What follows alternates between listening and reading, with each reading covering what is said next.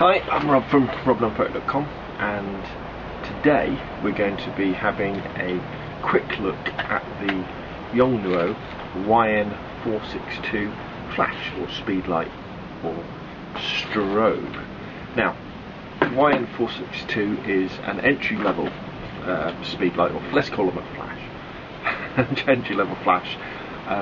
It's really simple to use, doesn't have many features, but it does have the features that you need if you want to start getting into controllable off-camera flash. And the main thing that you need if you want to start getting into the strobist type stuff is variable power, and the 462 does do that. Taking a step backwards though, the 462 is a manual flash. So what that means is when it's on your camera, you're going to be shooting in manual mode, because there's no way for the flash to talk to the camera about exposure. So when it's on, it won't work in aperture priority, automatic or anything like that. And all that happens when you're in manual mode, you set the camera's shutter speed, ISO, aperture, and then sort of when you take a picture the flash goes off, and then you check your histogram or your picture, just look on the back, and then you adjust the output of the flash on the back using this simple dial. There's not even anything about stops or exposure value or anything. It's simply more powerful or less powerful. Now the flash has a guide number of, he said looking at the box, guide number of 33.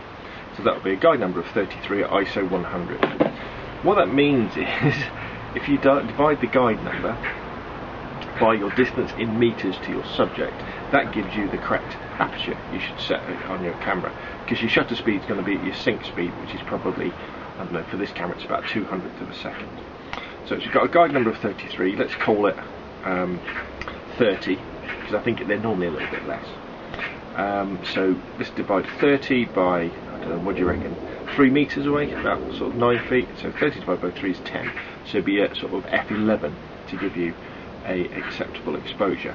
Now other things that the flash does, it's got a fully rotatable and swivel head, so you can use it to bounce off the ceiling, bounce off walls. You've also got a wide angle diffuser. Now there's no zoom function on the head of this particular flash, so it's set at, I think it's about 35mm. So if you're using a wider lens, say you're trying to light up a room or a group shot, you bring down your little diffuser, and the idea is that that spreads the light out more. The other thing you've got up the top, it's a bit windy today, so I don't know, so you might probably hear that on the video. You've also got a bounce card, which you don't have to use at the same time. Now the idea of this is, if you can imagine the flash goes up, hits that, and comes off there, so it's good for creating little catch lights in people's eyes and that sort of thing. So the YN462, when it's on the camera, nice and simple, but you're probably going to want to take it off the camera at some point. And if you want to do that, you're going to need some sort of wireless flash system, because it does, unlike lots of the other Yongnuo flashes, there's no slave system in this flash at all. So the type of thing I would use with this is something like the JJC wireless triggers, incredibly cheap, because you know I'm a cheap photographer, I don't have any money for my hobby. In fact, this 462 picked up from the car boot at the weekend, I think it was £3. It's never been used.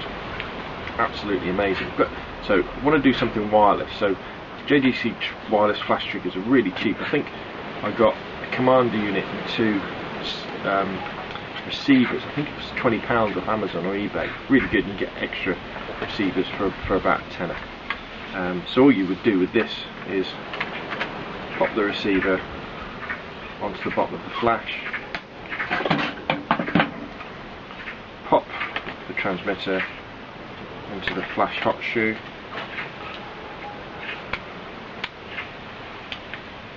turn it on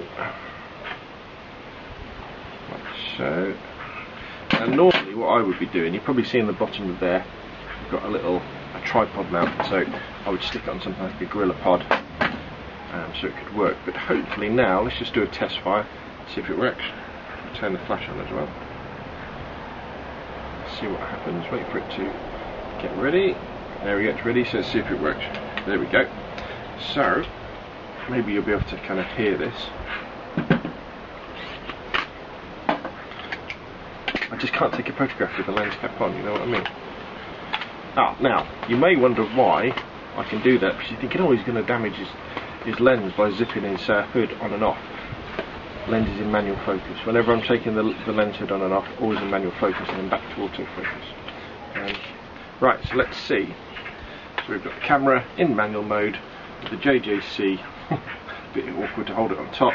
We've got our YN462 with the JJC receiver on, and hopefully you should be able to see this flash go off. There you go. How good is that? Oh, but continuous shooting. Will it do continuous shooting? There we go. It's not bad, is it? Now, the reason why it can do that is because I've set it really low on very low power. But you can see, you know, the electronics in these things are very good. The Yongnuos aren't known for being incredibly durable, but I've got 4 now, and I've been shooting with them for a while, and they seem to be getting on alright. I must admit, I'm not a heavy user. I very rarely use them at full power, and I haven't dropped one yet. It's also worth noting that in the box you kind of get the instructions, you get a bag, and you get the flash. There's no foot to put it on. But at the price that you can pick these YN462s up for, excuse me, that isn't really an issue. So there we go. The YN462 Yongnuo flash. Definitely worth looking at if you want a really simple variable power flash that you can then use with some sort of wireless system to get your flash off camera. Right, well, my name's Rob from robnophoto.com. Thanks for watching.